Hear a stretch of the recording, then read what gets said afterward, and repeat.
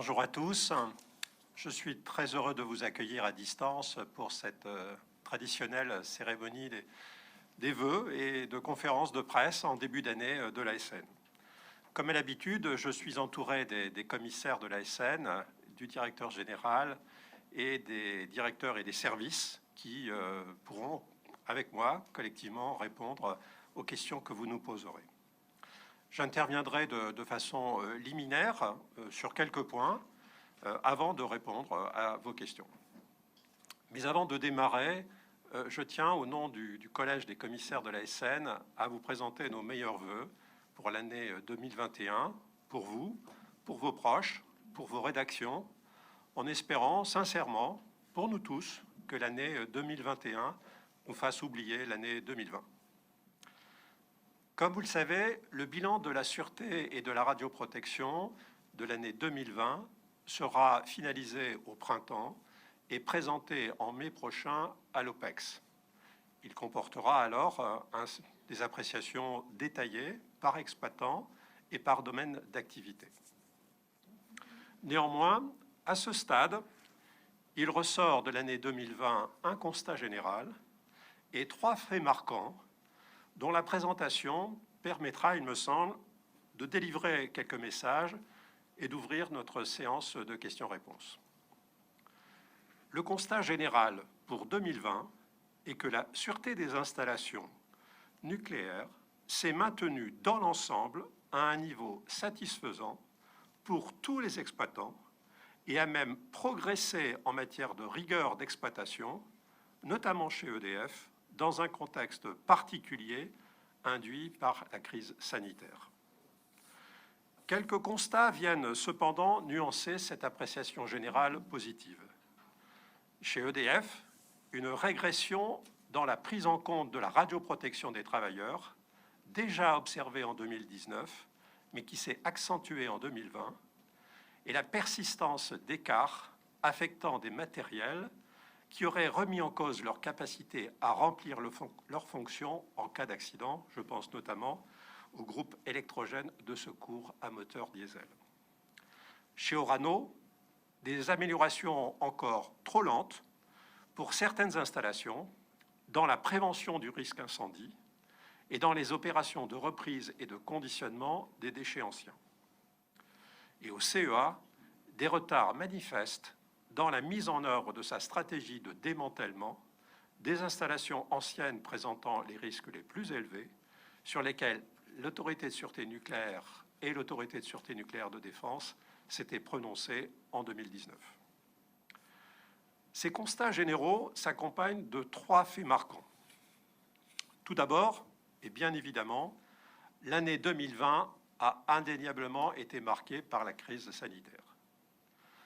Globalement, l'ASN estime que les exploitants et les responsables d'activité ont fait preuve d'une grande réactivité et d'une bonne capacité d'adaptation. Et chez l'ensemble des opérateurs, le niveau de sûreté et de radioprotection est resté globalement satisfaisant pendant la totalité de la période de crise. Durant la première période de confinement, les exploitants nucléaires ont su mettre en œuvre leur plan de continuité d'activité et les activités non indispensables ont été suspendues.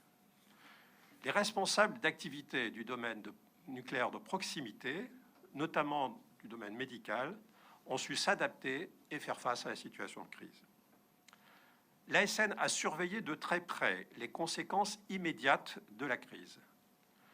S'agissant des centrales nucléaires et des installations du cycle combustible, l'ASN n'a pas constaté de dégradation du niveau de sûreté, ni pendant la période initiale de crise et de confinement, ni par la suite. Dans le nucléaire médical, l'ASN n'a pas constaté d'augmentation d'événements significatifs de radioprotection lors du regain d'activité après le premier confinement. Toutefois, la crise sanitaire n'est pas terminée et la vigilance reste de mise. Le report de nombreuses activités intervenues au printemps 2020, conjugué à l'instauration depuis l'automne de nouvelles mesures de confinement et de restriction, a en effet conduit à une situation tendue qui perdure tant pour les exploitants nucléaires que pour les responsables d'activités utilisant des rayonnements ionisants. Les arrêts des réacteurs qui avaient dû être décalés ont été reprogrammés. Cette reprogrammation et les effets dominos qu'elle induit sur les années à venir créent des tensions en matière de gestion des arrêts et de mobilisation des prestataires. Elle impose également une vigilance particulière au regard des échéances réglementaires et des prescriptions applicables à chaque réacteur. Dans le domaine médical, la gestion de la situation de crise sur la durée soulève, dans certains cas, des questions en matière de radioprotection des patients liées au manque de disponibilité ou à la surcharge de travail des professionnels médicaux. Dans ce contexte, l'ASN reste attentive aux dispositions prises pour assurer la sûreté et la radioprotection des activités, qu'elles soient de nature matérielle ou organisationnelle. Face à la situation de crise qui perdure, l'ASN a engagé une réflexion sur ses propres modalités de contrôle, en particulier en matière de complémentarité entre les contrôles sur site et les contrôles réalisés à distance, et sur les questions de nature systémique soulevées par la gestion de la crise sanitaire qui pourraient se poser dans les mêmes termes en cas de crise nucléaire.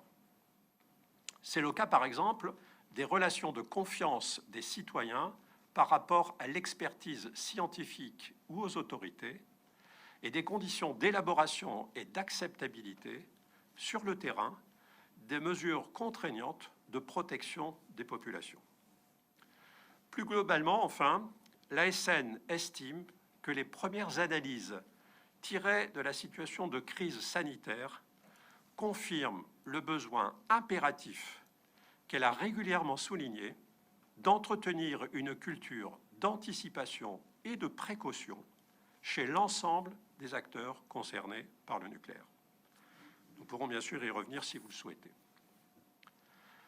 Le deuxième fait marquant de l'année 2020 concerne le réexamen de sûreté des réacteurs de 900 MW d'EDF et ses conséquences industrielles.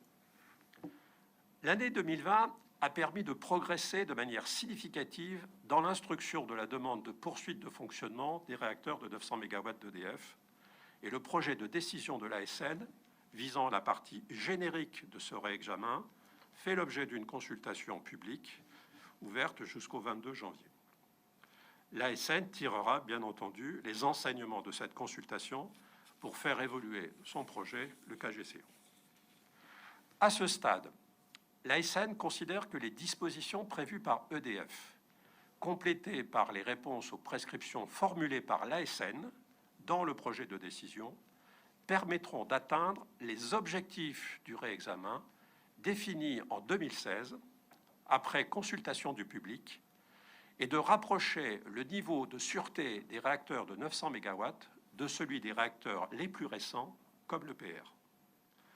L'atteinte de ces objectifs permettra d'ouvrir la perspective d'une poursuite de fonctionnement des réacteurs pour les 10 ans suivant leur 4e réexamen périodique.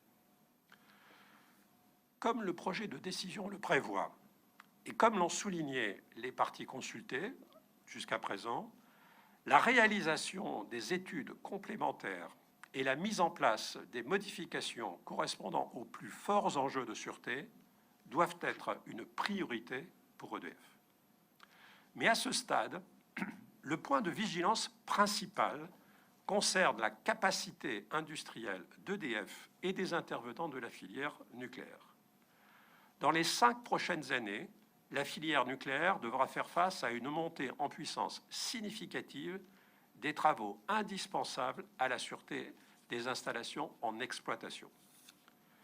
Les travaux liés au réexamen de sûreté des réacteurs d'EDF connaîtront un pic d'activité industrielle en 2026 du fait des premières visites décennales des réacteurs de 1300 MW. Viendront s'ajouter à cette charge de travail pour la filière nucléaire les travaux indispensables à l'accroissement des capacités d'entreposage des combustibles usés, ainsi que ceux liés aux opérations de reprise et conditionnement des déchets anciens et de démantèlement. L'ensemble de ces travaux conduira à augmenter notablement la charge de travail industriel de la filière, avec une attention particulière à avoir vis-à-vis de certains segments en tension, comme la mécanique ou l'ingénierie, tant chez les exploitants que chez leurs prestataires. Si la perspective de montée en charge des travaux sur le parc existant doit être un point de vigilance, elle constitue d'une certaine manière une opportunité pour la filière nucléaire qui a souffert par le passé de l'absence de projets pour entretenir les compétences. Dans la période actuelle de crise sanitaire et économique, il conviendrait que l'État et les donneurs d'ordre portent une attention particulière au maintien des capacités industrielles clés, notamment lorsque les acteurs du nucléaire sont également exposés aux difficultés rencontrées dans d'autres secteurs de haute technologie, comme par exemple l'aéronautique, ou lorsqu'ils sont concernés par des restructurations d'ensemble de certains groupes. Le troisième et dernier fait marquant de 2020 que je voudrais souligner concerne la préparation du 5e plan national de gestion des matières et des déchets radioactifs et les enjeux qui y sont associés. La préparation de cette nouvelle édition du plan a impliqué la tenue d'un débat public tout au long de l'année 2019. Au vu des conclusions de ce débat, le ministère de la Transition écologique et l'ASN ont publié une décision commune le 21 février 2020 qui a défini les grandes orientations à en tirer pour l'élaboration du nouveau plan. Pour faire suite aux interrogations soulevées lors du débat public sur le positionnement de l'ASN dans l'élaboration du plan et aux questionnements soulevés en 2018 par les pairs de l'ASN lors d'une évaluation de l'AIEA et en accord avec le ministère de la Transition écologique, l'ASN a décidé de ne plus assurer la co-maîtrise d'ouvrage de ce plan. Ce plan constitue en effet un document de politique de gestion du ressort du gouvernement.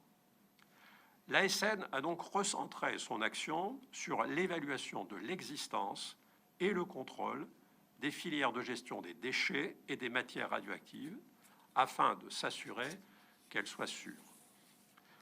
Dans ce cadre, et en vue de la préparation du 5e PNGMDR, l'ASN a émis en 2020 plusieurs avis organisés par filière de gestion concernant les déchets TFA, les déchets FAVL, les matières radioactives et les déchets HAVL. Nous pourrons les évoquer si vous le souhaitez. Mais au-delà des recommandations spécifiques que contiennent ces avis par filière, l'enjeu principal qui en ressort est que le 5e PNGMDR, qui couvrira la période 2021-2025, devra être le plan sur la durée duquel les choix devront être faits et les décisions devront être prises pour offrir à notre pays une perspective concrète de gestion de tous les types de déchets à l'horizon 2035-2040. Les plans précédents ont permis de développer de nombreuses études, de partager avec les parties prenantes un grand nombre de données et d'informations pour faire un état des lieux des solutions possibles, de leurs avantages, de leurs inconvénients. Cet état des lieux, maintenant assez complet, doit permettre à la France d'avancer concrètement pour la mise en œuvre de ces filières. À défaut de choix ou de décision, au cours de ce jalon clé que constituera le 5e PNGMDR, aucune filière de gestion pérenne des déchets ne sera opérationnelle dans les 20 ans qui viennent. À cet égard, le 5e PNGMDR devra être en quelque sorte le plan des solutions. Sans solution à l'horizon 2035-2040, notre pays ne pourra pas faire face aux besoins capacitaires de stockage engendrés par le démantèlement des installations et par l'achèvement et la mise en stockage sûr des déchets résultant des opérations de reprise et de conditionnement des déchets anciens. Voilà, mesdames et messieurs les journalistes, les sujets que je souhaitais évoquer devant vous